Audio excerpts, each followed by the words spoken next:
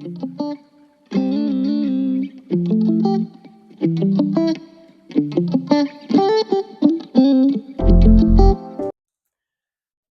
I'm Travis with Absolute Power. We are a certified dealer for Generac Generators. Today we're going to talk about if you should put your generator in an enclosure.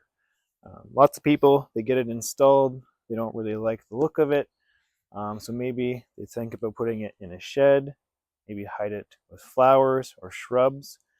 But if you look at the install manual for Generac, and we'll pull up a picture showing the clearances for you, it actually needs 3 feet on the intake side, 3 feet on the exhaust side, room in the front of it, and 18 inches from the back of the generator to your home. It's an air-cooled generator, so it needs airflow through the generator. It's a big no-no to have it put in a shed, cover it up, and I'll show you an example of why. This is what your controller should look like in your generator. When we come across them in an enclosure like a shed, this is what can happen to it.